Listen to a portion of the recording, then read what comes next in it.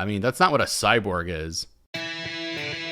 Welcome to Ranger Reviews, a web series where we look at episodes of the TV show Power Rangers and then discuss them. Today we're exploring the 7th episode of the show Power Rangers Lightspeed Rescue, as well as the 345th episode overall titled Cyborg Rangers. We begin this episode where a buff-ass monster is firing needles that make things explode. He calls them lightning strikes, but they're just explosions. Everyone is running in a panic and the Morph Rangers show up, guiding them to safety. They start fighting off a bunch of batlings, and Miss Fairweather and Mitchell are watching this from the Aqua base. The Rangers are pushed back by the monster, and he fires those needles at them again, causing explosions. They're apparently knocked out, and he goes to kill Carter, but then lasers come out of nowhere. Here come the same Rangers, but now they're making electronic noises, have black boots and gloves with antennae on their head. The monster rushes toward them, but Red stops him immediately before he's attacked from all sides by the other Rangers. They kick him back pretty easily, so the monster retreats. The Rangers are kind of stoked about this, running over to their counterparts, letting them know that that was super impressive. They walk over to a car, and here's a bunch of scientists, who explain that these are the Cyborg Rangers, and they're robots. They leave for the base. Miss Fairweather mentions to Mitchell that they didn't make those, and they wonder who sent them. Introducing Old Man General McKnight. Mitchell is confused and he explains it was a top secret project. He thinks that the kids that are the Rangers suck, and the Cyborg Rangers don't make mistakes, but before they can talk more, the Rangers have returned. They start talking about how the Cyborgs are great to help them, and McKnight says they're actually here to replace you. Mitchell insists that this is a mistake, and McKnight points out that these kids were just saved by the Cyborgs, and Kelsey says, "Want to see how tough we are?" kind of insinuating that she's about to kick his ass. Mitchell tells them all to shut up, and McKnight says that they're relieved of their duties. People come over with a box and they grab for Chad's morpher, who grabs the guy's wrist. He waits for Mitchell to tell him to give up his morpher with a head shake, and then they take all 5 morphers from them. McKnight insists that the Cyborg Rangers are the future of Lightspeed. In the Skull Cavern, Impus won't stop crying apparently. Jinxer says that he just misses his mother so much, and Vipera talks about how Banshira and how she's going to return, and Impus will remember who treated him nicely. That's it, that's the whole scene. The Cyborg Rangers are being charged by Miss Fairweather, and McKnight talks about how impressive they are. Miss Fairweather says that, yeah, they're great, but they're missing the one thing that you can't program, a heart.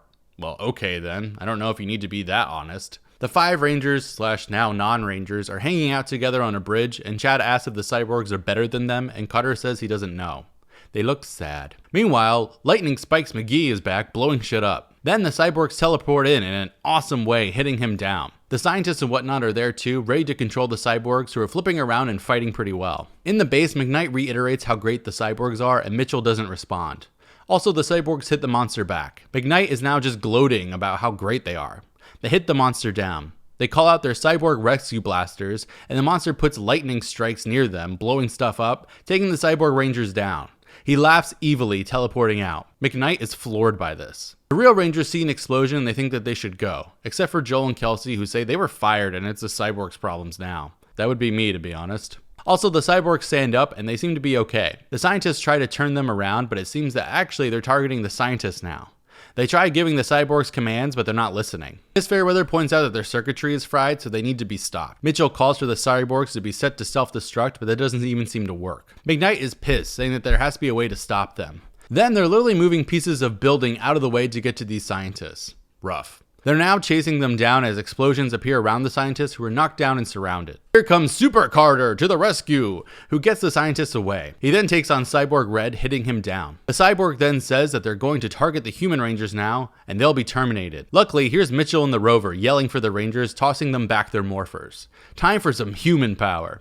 Lightspeed Rescue. It's a mirror match now, with the Rangers taking on their cyborg selves, and they're not doing great at first. I mean, Dana's making a goddamn fireball out of nowhere, but Dana gets it down. Then Joel steals his rescue blaster, but Joel flips away in a funny way, firing on him, getting him down. I mean, you get it. Kelsey flies down and getting hers down, while Chad powers through, kicking hard metal to get his down. Carter and his Cyborg are pretty evenly matched, but Carter gets a slash in, flipping it around to be the rescue blaster again, firing and hitting it in the chest, which makes it just like completely decompose in a really creepy way. Suddenly, the monster's there again, so the Rangers are going to have to deal with him. He blows them up with some lightning spikes, but they somehow dodge them. Now it's a bunch of baton slashes before they put them together to help Carter get more air, hitting him down. Carter calls out the rescue bird, putting in the unilaser mode. Ready, aim, and fire. That monster done blown up. They start to leap, but Jinxer makes them giant, so the Rangers call out their Zords, forming the Lightspeed Megazord. They take on the monster in the fiery city, and he's firing lightning spikes at them. They use their precious ladder arms again, raising him up into the air to make him the target of all all the lightning that he keeps conjuring,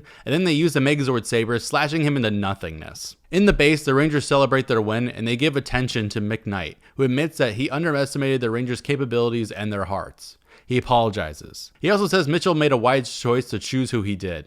Carter thanks him, and McKnight tells Mitchell he won't interfere again, which I think is actually very true. We will literally never see this guy again. The scientists and whatnot leave with McKnight, and as they disappear down the hall, the Rangers celebrate. The end. This episode's just random. I guess it's good to see there's more than just these people in Lightspeed, which is nice to know that this isn't just some private corporation from an independently wealthy Mitchell. But it's still weird. It's nice to see everyone do a mirror match too, but I can't knock this episode for too much.